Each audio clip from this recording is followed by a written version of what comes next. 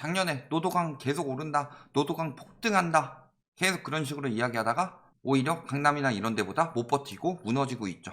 끝물에 들어가서 그렇다. 그리고 강남도 내부 거래가 많기 때문이지 거래량이 많이 줄어들지 않았는데 실질적으로는 실거래가는 하락하고 있죠. 그런데 그 내부 거래로 신고가 몇 개 띄워서 가격 오르는 것처럼 말하고 있을 뿐이고, 그래서 뒤늦게 들어가서 무리하게 들어간 지역일수록 지금 영향 크게 받고 있죠. 예를 들어 GTX 라인이라든가 노도강 중에서도 노원 먼저 들어가고 그 다음에 도강이에요.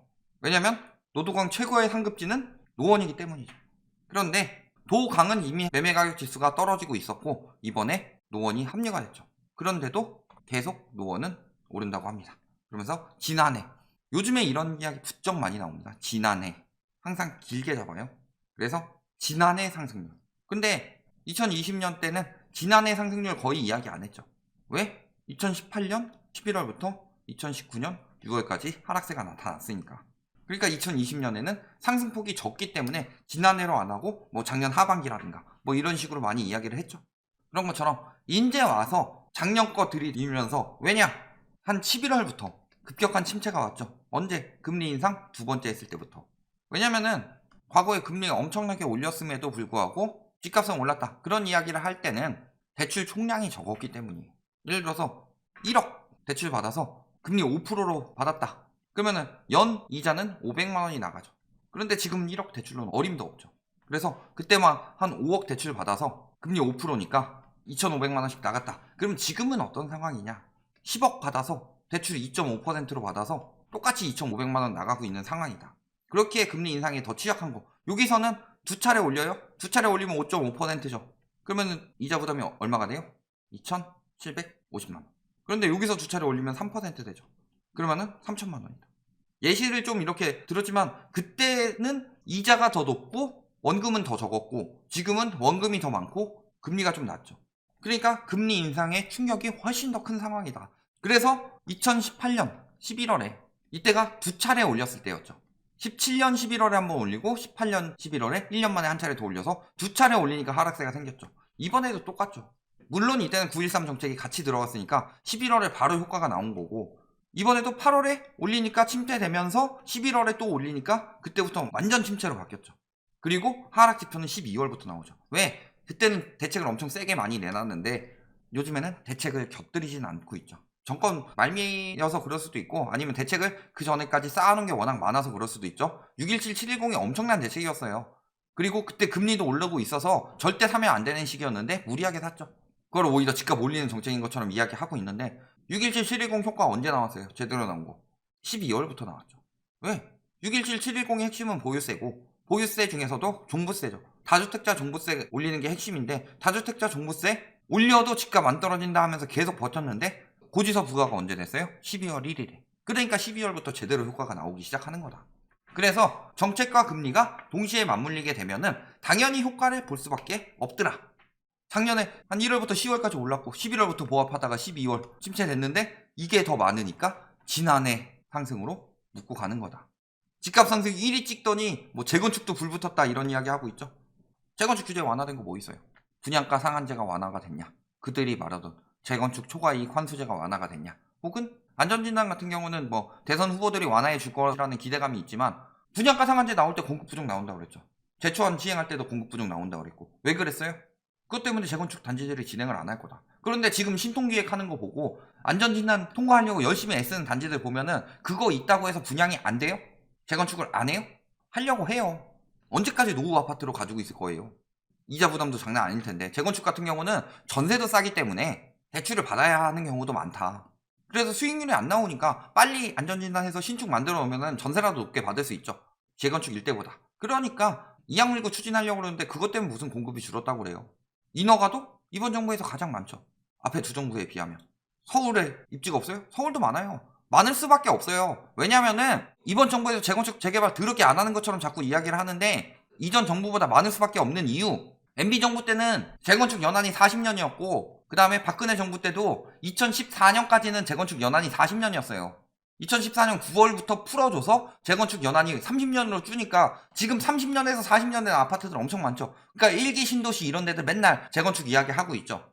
원래 그때 2014년에 풀지 않았으면은 재건축 이야기는 나올 시기가 아니다. 택도 없다. 이제 30년 좀 넘었는데.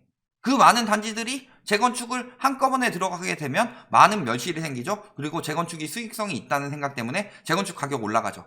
거기다가 만약에 분상제랑 재촌까지 풀어봐라. 얼마나 많은 이익이 남냐. 그러니까 집값을 올리기 위해서 재건축 완화를 하라고 하는 거예요. 공급 부족하다면서요. 근데 2023년부터 공급이 많다고 그래요? 올해가 적은 거죠. 올해는 오르고 내년부터 떨어진다. 근데 올해 집값을 잡기 위해선 공급이 필요하기 때문에 5년 뒤에나 들어올 재건축을 지금 풀어라. 얼마나 말 같지도 않은 소리냐. 올해 그럼 지금 당장은 멸실나서 죽겠는데. 그래서 막 재건축 규제 푸는 대선 후보 뽑겠다. 언론이 정치에 개입하고 있어요. 이런 걸 막 해가지고 재건축 풀어주는 사람들, 우리한테 이익 주는 사람들 뽑을 테니까 재건축 규제를 풀어라 라고 언론이 대선 후보들한테 압박 주고 있죠. 일부 이익단체들을 위해서. 언론 맞아요? 이게? 광고지지? 광고 붙여요? 유튜브처럼? 지금 홍남기 경제부총리가 하는 이야기 뭐예요? 일부 지역 집값 개발 공약에 영향을 받고 있다. 왜 자꾸 공약을 남발하느냐. 그것도 다 선심성으로 완화되는 걸로. 하락 기조가 나왔는데 그 하락 기조의 핵심 아까 이야기했죠? 617, 720 효과가 당장 나오는 게 아니라 길게 나오지만 제대로 터지는 게 작년 12월부터라고 그랬죠. 거기다 금리 인상까지 덧붙여져가지고 12월부터 규제 효과와 금리 효과가 같이 맞물리면서 떨어지고 있는데 갑자기 왜 다 풀어준다고 그러냐. 다 풀어주라고 언론에서 압박 넣고 있고 집값이 절대 떨어지지 않길 바라는 거죠. 그러니까 우려가 간다라고 이야기하고 있잖아요 지금. 물론 제가 홍남기 부총리가 여태까지 정책 다 잘했다 이런 얘기 하는 거 아니에요. 근데 이거에 대해서 옳은 얘기 하고 있다. 완화 공약이 안정세 속 시장을 다시 과열시킬 수 있다.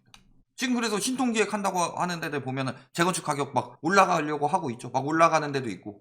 다른 데 침체되는 것보다는 조금 영향이 신통기획 한 데는 조금 다르죠. 그 이유가 뭐예요? 완화해줬으니까. 금리는 실수요를 막는 거고 물론 투기 수요도 영향을 주죠. 전세가 때문에. 그 다음에 정책은요. 투기 수요한테 영향을 많이 준다. 요걸 생각해 보시면은 정책을 왜 완화하면 안 되는지 답이 나와요. 그리고 노원도 집값 하락으로 바뀌었다. 이번 주 노원구 아파트값이 0.01% 하락세로 바뀌었다. 그래서 보합 하락 지역 보면은 노도강, 성북구, 은평구, 마포구, 금천구, 강동구. 그러면서 강남은 아직도 오른다. 그렇게 생각하시는 분들은 매매 가격 지수보다 선제적으로 나오는 실거래 가격 지수 가서 확인해 보세요. 그러면 동남권 전반적으로 동남권이 강남 4구죠. 하락세로 바뀐 지 좀 됐다는 걸 알 수 있습니다. 매매 가격 지수 떨어지고 있고 전세 가격 지수도 떨어지고 있고 재건축이면은 20년 초과 30년 초과가 없으니까 재건축이 막 오르고 있으면 20년 초과도 딴 데는 떨어지더라도 막 오르고 있어야 되냐? 보합이죠. 그리고 전세가율은 꾸준히 떨어지고 있고 물론 여기서 확 떨어지는 거 우리가 유리하게 갖다 쓸 수 있어요. 아 전세가율이 5%나 떨어졌다. 갭이 더 커졌으니까 투기 수요는 더 안 들어온다. 유리하게 쓸 수 있지만 이런 거에 대해서 저희는 정확하게 전해드립니다. 이때는 통계가 변경이 됐죠. 그래서 전반적으로 이렇게 떨어지고 있다. 이때 기준으로 하면 지금 한 54% 정도 됐을 거다. 어쨌든 떨어지고 있다는 거죠. 수급 동향은 특히 노도강 들어가 있는 동부권이 서울 전체보다 더 낮은 심리를 보이고 있다. 왜? 저긴 죽든 말든 상관없어요. 강남만 살리면 되니까. 그래서 강남만 계속 이야기하고 있죠. 높으신 대가리들이 가지고 있는 강남 아파트 보유 기준이 관훈클럽 중에서 한 30% 40% 정도가 강남 아파트를 소유하고 있는데 윗대가리에서 내 자산 떨어질 것 같은 이야기 하겠어요? 광고비는 둘째치고 외지인 매매 쭉 빠지고 있죠. 법인은 열심히 팔고 있죠. 외지인들도 안 산다 이제. 왜?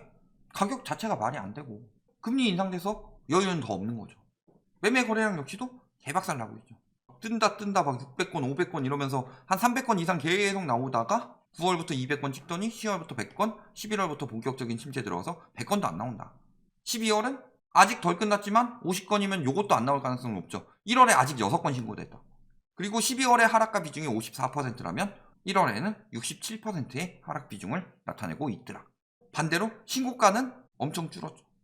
매매 거래량 작년에 1, 2, 3위 한 단지 보면은 중계동 중계 그린, 공릉동 태강, 그다음에 뭐 상계동 벽산. 자 이런 데는 재건축으로 들어갈 수 있죠. 근데 거래 끊겼다. 언제부터? 10월부터. 10월에 7억 2천으로 거래됐고 재건축 아파트들 엄청 뜬다고 하더니 6억 3천 매물도 나와 있다. 여기도 10월에 6억 5천에 거래 끊기고 6억 매물 나와 있다. 여기는 10월에 거래 멈췄다가 12월에 5억 거래가 뜬 거. 가격이 낮췄기 때문에 거래가 된 거죠. 그리고 10월 즈음보다는 지금은 이미 전반적으로 호가를 낮춰놨다. 전세 장난 아니죠. 특히 요건 24년차라 재건축이랑도 관련 없는데 갭이 이렇게 벌어졌는데 팔리겠어요? 월계동 자 4, 5, 6이 보면은 역시 12월 5억 4천 나왔다가 5억 3천 8백 그리고 5억 3천 나왔다. 여기는 급매물이 12월에 팔리고 비싼 건 남아있는 거죠. 이 가격에 누가 사냐 하면서. 여기도 마찬가지고 떨어진 가격에 팔리고 이 가격 하다가 거래량 딱 보면 엄청나게 줄어든 것들 보이죠. 갭은 역시 마찬가지로 많이 벌어졌고 투기 수요가 들어갈 여력이 없다. 갭도 벌어졌는데 취득세도 비싸요. 또 어떻게 들어가. 재건축 아파트 유명한 데죠. 상계주공, 중계주공 다 30년차 이상 재건축 위주로 거래가 됐죠. 그만큼 투기 수요들이 많이 들어갔다는 거예요. 실수요들은 재건축 안 사요. 거기 들어가서 내가 살 게 아닌데. 그리고 떨어져서 거래되고 있죠. 9억 찍었는데 지금 8억 5천 매물 나와 있죠. 이런 거는 저가로 나왔으니까 팔린 거고. 여기 5억 8천5백까지 떨어졌죠. 더 낮은 가격도 나왔다. 5억 6천5백, 5억 4천. 갭은 많이 벌어졌죠. 매물 엄청나게 늘었죠. 전세 늘었죠. 월세 늘었죠. 다 늘어나고 있다. 어딜 봐서 공급 부족이냐. 서울 전 지역이 저런데. 아무리 봐도 수요 부족인데. 영끌했는데 꼭 지었나 하면서 자꾸 서민주택 이야기를 하고 있어요. 서민주택이 아니라 전반적으로 다 영향받는데 서민일수록 버티기 힘드니까 먼저 나오는 거지. 나중에 떨어지게 되면은 많이 오른 데일수록 더 박살난다. 매물 3천 낮춰도 문의가 없어요. 노원구의 하소요. 당연한 거예요. 누가 봐도 비정상적인 시장이었다. 비정상적인 거는 정상으로 돌아갈 수밖에 없죠. 그런데 그 비정상적인 시장을 유지하기 위해서 이해관계자들과 언론들까지 나서서 그들한테 돈 받아가면서 엄청나게 홍보를 했는데 결국엔 정상으로 돌아갈 수밖에 없어요. 이해관계자들이 지들 목소리를 시장의 목소리라고 하고 있는데 무슨 시장의 목소리예요? 서울시장의 목소리예요?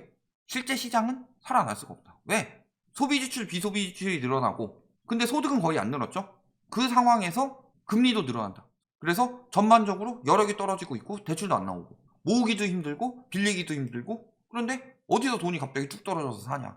그러면 돈 많은 사람들이 사지 않겠냐. 부유층들이 생각하는 금리는 5% 넘어가면서부터는 반도 안 산다고 그랬어요. 누가 사요? 사는 사람이 없는데 가격만 계속 올라가요? 그게 아가리호까지 그게 진짜 가격이에요. 결론 도강. 이미 도강은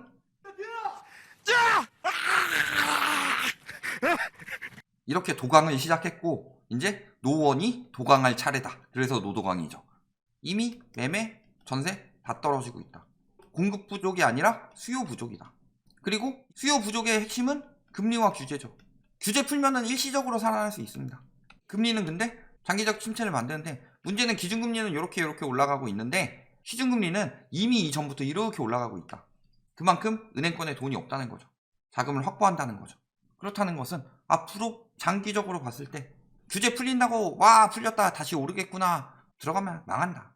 이제는 대세 하락기에 들어갔다. 왜냐면 이거는 우리나라에서 어쩔 수 없는 글로벌 현상이기 때문에. 여기까지 말씀드리겠습니다.